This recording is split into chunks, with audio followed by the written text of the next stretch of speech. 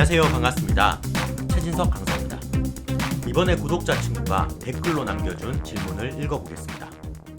강사님, 평소에 사이가 안 좋던 친구와 짝꿍이 되었어요. 어떡하죠? 입니다. 네, 학교 생활을 하다 보면 이런 경우가 생길 수 있죠. 상당히 불편하고 스트레스를 받을 수 있는 일입니다. 사회에서도 마찬가지예요. 만나기 싫은 사람, 불편한 사람과도 지속적으로 만나야 할 일들이 생기기 때문에 자신만의 노하우를 터득해야 합니다. 우선 사이가 좋지 않다면 무엇 때문에 사이가 좋지 않은지 여부를 파악해 봐야 합니다. 어떤 특정 원인이 있는 경우가 있고 없는 경우도 있겠죠. 그런데 이유가 없다고 생각했는데도 잘 관찰해 보면 이유가 있는 경우도 있습니다. 어떤 친구는 상대방이 그냥 아무런 이유 없이 미웠다고 생각했는데 아주 자세히 생각해 보니 어렸을 때 자신을 괴롭혔던 누구와 특정 부분이 닮았던 거예요. 미운 마음이 마음속 깊은 곳에서 무의식적으로 나타난 경우도 있었답니다. 그럴 때에는 내면을 치유하거나 혹은 그 사람과 저 사람은 다른 사람이라는 것을 알아차릴 필요가 있겠죠. 자, 그렇다면 상대방과의 관계가 좋지 않은 이유를 분석해보면 두 가지 방향이 나올 수 있습니다. 관계 개선이 가능하거나 그럴 만한 의지가 있는가, 또는 그럴 수 없는 상황인가 여부를 생각해 봐야겠죠. 관계 개선이 가능하다면 어차피 자주 봐야 할 사이이기 때문에 화해를 요청하는 것도 방법입니다. 그런데 도무지 관계 개선이 불가능한 상황도 존재합니다. 그럴 때에는 형식적으로 대하는 것도 방법입니다. 특별히 손해를 끼치지 않고 특별히 막 살갑게 대하지도 않고 문제를 만들지 않는 범위 안에서 정서적인 거리를 두고 지내는 거죠.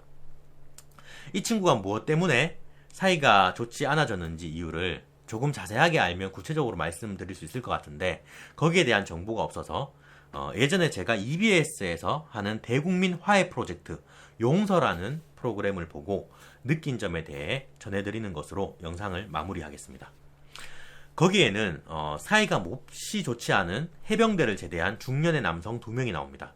한 명은 상관이었고 다른 한 명은 부하였죠. 오랜만에 만나 갈등을 풀고 화해를 하고자 방송에서 만나게 되었답니다. 그런데 부하였던 사람이 한쪽 다리가 절단된 거예요. 이유인즉슨 상관이 해병대 시절 기압을 너무 세게 줘서 무릎에 부상을 입게 되었고 그로 인해 전역을 할 수밖에 없었다는 겁니다. 이후 이 사람은 배를 타게 되었고 그때 불의의 사고로 한쪽 다리를 잃게 되었다는 겁니다. 이 남성의 주장은 무릎을 다치지만 않았어도 그때 다리를 지킬 수 있었다는 거예요. 모든 것의 원인은 함께 온 그 상대방의 기압에서 비롯되었다고 주장합니다. 이 억울한 마음을 토해내던 중 상관이었던 사람은 그게 어떻게 나 때문이라고만 볼 수 있느냐라는 식의 이야기를 하게 됩니다. 그때 이분은 화가 나서 상대방을 밀치고 소리를 지르며 자리를 떠나버립니다. 그리고 울분을 토해냅니다.